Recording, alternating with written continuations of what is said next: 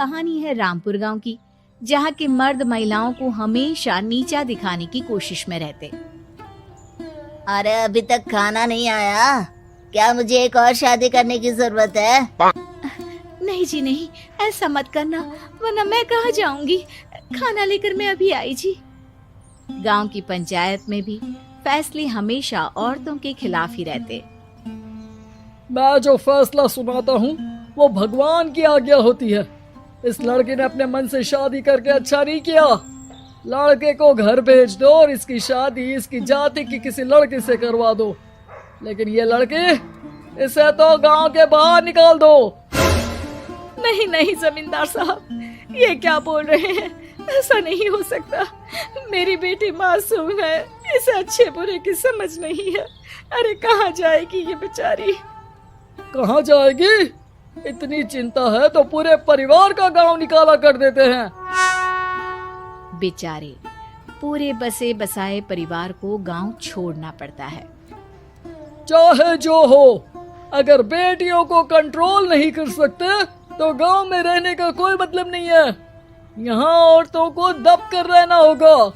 कोई भी अपने हिसाब से कुछ नहीं कर सकता, सब ईश्वर की मर्जी से ही होगा। तभी गांव का एक आदमी दौड़ा दौड़ा आता है। सरपंच साहब, जमींदार साहब, वो कालिया है ना, उसकी बेटी पढ़ने के लिए शहर जा रही है। अच्छा, ये कब हो गया? और कालिया की हिम्मत कैसे हो गई ऐसा करने की? लेकर आओ उसे और उसकी बेटी को। बस फिर क्या था, हाजिर हो जाते हैं कालिया और उसकी बेटी सरपंच के सामने। और कालिया, ये क्या सुनने में आ रहा है? बेटी को इंजीनियर बना रहा है तू? और ये बता, गांव में तो स्कूल नहीं है, फिर कहां से इतनी क्लास पास कर गई तेरी बेटी? राधा, जो कि कालिया की बेटी है, उसे लगता है कि सरपंच उसकी तारीफ कर रहे हैं। सरपंच जी, मैंने ऑनलाइन पढ़ाई की है, डिस्टेंस लर्निंग से। सभी में मैंने अच्छे नंबर पाए हैं, जिसे देखते हुए शहर की इंजीनियरिंग कॉलेज में मुझे स्कॉलरशिप मिली है। वाह जी वाह, क्या होती है ये? पहले तो ये बताओ, फिर आगे की बात करते हैं। पूरा गांव राधा की बात सुन रहा था और राधा बोलती जा रही थी। तो ऐसे मैं फ्री में एक अच्छी शिक्षा लेकर गांव में जो कुछ परेशानियां हैं, जैसे बिजली, पानी और इंटरनेट जैसी समस्याओं के लिए काम करूंगी। मैं गांव को शहर से जोड़ने के लिए पुल का निर्माण करवाने का प्रस्ताव रखूंगी। मुझे पूरी उम्मीद है कि जल्द ही हमारा गांव भी तरक्की की राह पर चल पड़ेगा। राधा की बात सुनकर सारे गांव वाले ताली बजाने लगते हैं। सरपंच को समझ नहीं आता कि वो क्या करे। चुप रह नादान लड़की, गांव के खिलाफ जाने के लिए तुझे गांव से बेदखल कर दिया जाएगा, वो भी पूरे परिवार के साथ। और हाँ, अगर ठीक से गांव में रहना चाहती है तो ये पढ़ाई लिखाई छोड़ दे। हम तेरे लिए गांव का कोई होनहार लड़का देखेंगे। तभी गांव का एक आदमी बोल पड़ता है। अरे नहीं नहीं सरपंच जी, राधा बिटिया जो बता रही है, अगर वैसा हो जाए तो हम लोगों को पैसा कमाने के लिए बाहर नहीं जाना पड़ेगा। हाँ जी, और ना ही कोसों दूर पानी के लिए भटकना पड़ेगा। हमारे बच्चे भी अच्छी पढ़ाई कर सकेंगे और आगे बढ़ेंगे, ना कि हमारी तरह खेती करते बैठेंगे। क्यों गांव वालों, राधा बिटिया का साथ देना चाहिए ना। सरपंच देखता है कि गांव राधा के साथ है तो वो चुप हो जाता है। वो घर आकर अपने सलाहकार से बात करता है, जो बहुत ही चालाक किस्म का इंसान होता है। अरे सरपंच साहब, आपको बहुत ही होशियारी से काम लेना पड़ेगा। एक बार गांव तरक्की कर गया, यहाँ के बालक पढ़ लिए तो कोई ना पूछेगा आपको। और फिर ये जो बेटा और बेटी है ना आपके, इनको भी आम लोगों की तरह ही जीवन जीना होगा। हाँ, लेकिन करे तो क्या करे? वो ना आप मुझ पर छोड़ दीजिए, बस मैं जैसा बोलूं करते जाइए। अगले रोज सुबह जब गांव वाले सोकर उठते हैं तो राधा के घर के बाहर और साथ ही वो लोग जिन्होंने राधा का सपोर्ट किया था, उनके घर के आगे लाल रंग से कल आऊंगी लिखा होता है। कल आऊंगी, ये क्या होता है?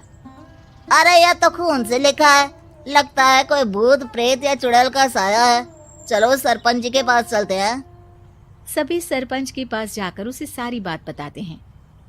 अरे ये तो बड़ी मुश्किल की बात है। चलो मैं एक बाबा को जानता हूँ, उन्हें बुला लेता हूँ। सरपंच बाबा को लेकर गांव के घर के बाहर जाता है।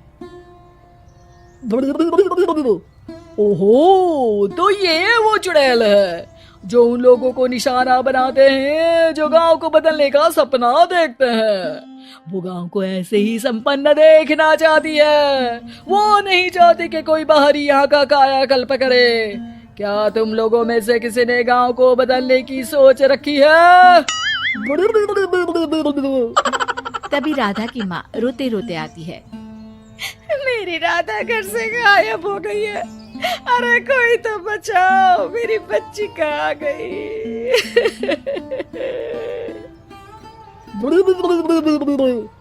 ले गई वो चुड़ैल, तेरी बच्ची को ले गई। अब वो उसे श्रापित करके छोड़ेगी, उस पर चुड़ैल का साया हो जाएगा।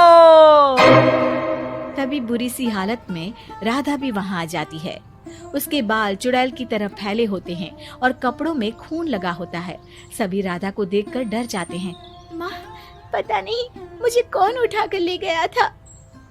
अरे दूर दूर हो जा चुड़ैल, अब हम लोग इस गांव में नहीं रुकेंगे। अरे कैसे बातें कर रहे हैं आप? कल तो आप मेरे भरोसे गांव का हुलिया बदलने, अपने बच्चों को पढ़ाने और तरक्की उन्नति की बात कर रहे थे, तो आज क्या हो गया आपको? ये फिर तुम लोगों को बहकाएगी।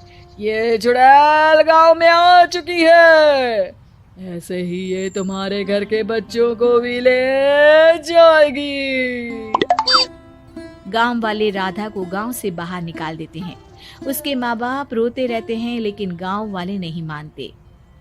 मैं भी अपनी बहन के साथ गांव के बाहर रहूंगा, लेकिन वो पढ़ाई नहीं छोड़ेगी। वहीं सरपंच के घर पर सलाहकार कहता है। देखा, सांप भी मर गया और लाठी भी नहीं टूटी।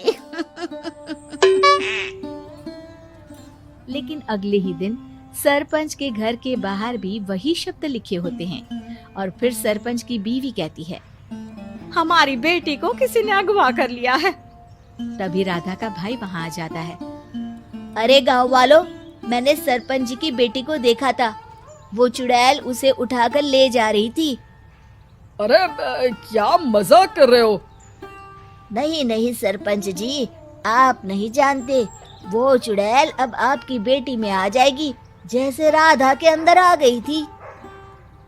तभी सरपंच की बेटी वैसी ही हालत में वहां आती है जैसे राधा आई थी। पापा, पता नहीं कैसे मैं गायब हो गई थी। चुड़ैल, इसके अंदर भी चुड़ैल का साया है, मारो इसे। अरे नहीं नहीं, इसे भी राधा के पास गांव के बाहर ही भेज दो। अरे चुप रहो, मेरी बेटी कहीं नहीं जाएगी और चुड़ैल वुड़ैल कुछ नहीं होता है। अरे कैसे बात कर रहे हो सरपंच जी? आप तो बोल रहे थे कि आपका फैसला भगवान का ज्ञान होता है, तो अपने पर बात आई तो अब आप ऐसे बोल रहे हैं।